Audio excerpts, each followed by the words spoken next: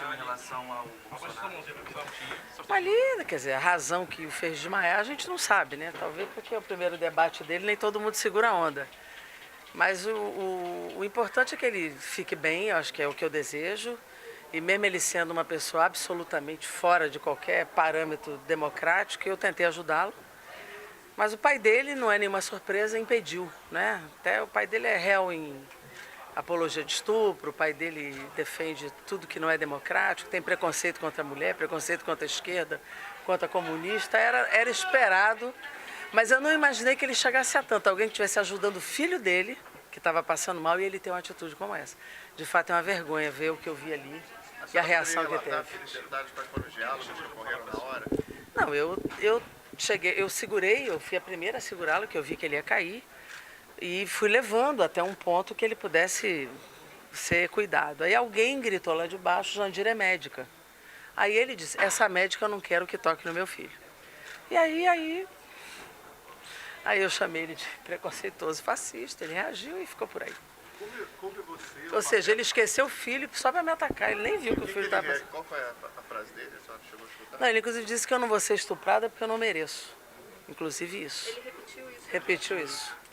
Repetiu isso. E aí eu chamei de fascista e saí também, que eu não vou. Ali o problema era cuidar do garoto, né? Eu não estava nem. Coube a você federalizar mais o debate, digamos assim, trazer Claro. o debate para os assuntos Era mais natural que fosse eu. Era uma estratégia? Claro. Isso aí para mim ficou claro, porque nesse momento da conjuntura política nacional, a questão da democracia ela não é uma questão menor.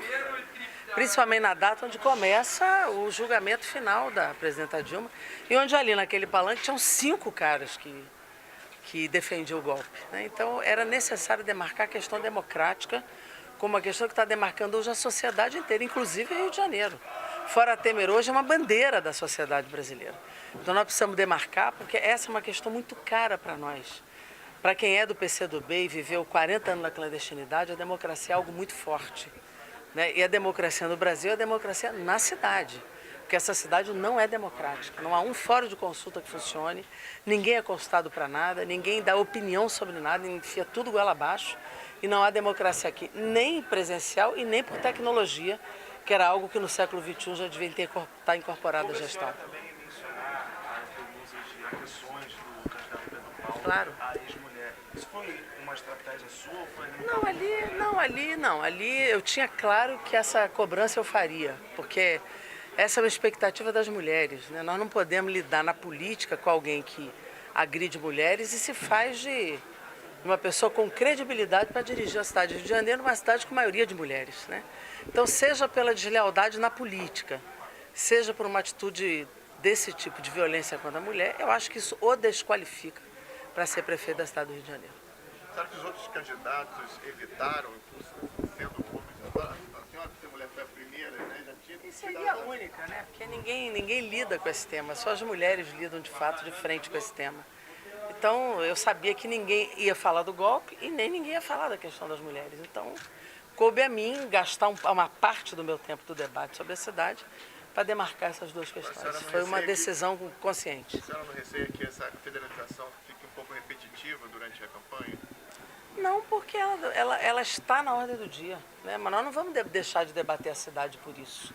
Nós entramos no debate. Eu fiquei até com pena não ter falado da saúde, que é uma área que eu procedo, que eu tenho 30 anos de luta na saúde, mas a pergunta não caiu para mim, eu não conseguia entrar.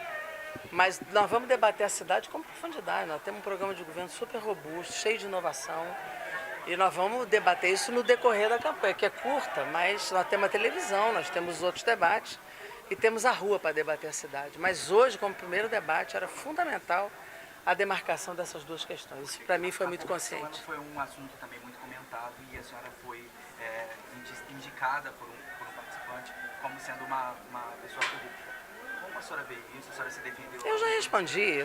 Eu não tenho medo desse tipo de acusação, porque eu tenho 30 anos de uma vida pública absolutamente limpa.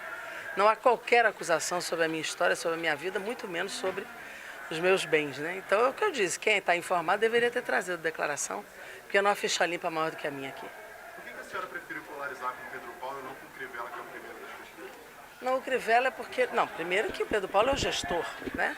E cabe a ele responder sobre uma série de questões. E eu não tive a chance de perguntar ao Crivella. E nem ele quis perguntar para mim, né? Não sei se vocês perceberam que a tática dos candidatos foi tentar me isolar, né, o tempo todo. Mas, de qualquer maneira, na regra, ia acabar caindo em mim. Então, eu não consegui fazer a pergunta. Eu só tinha uma pergunta a fazer como sorteado, então eu fiz para quem representa a atual gestão. Qual vai ser a sua estratégia agora para os próximos debates? Sua estratégia para os próximos debates? Continuar demarcando a questão democrática, mas aprofundar o debate sobre a cidade. E principalmente falando para as mulheres, que são a maioria no Rio de Janeiro.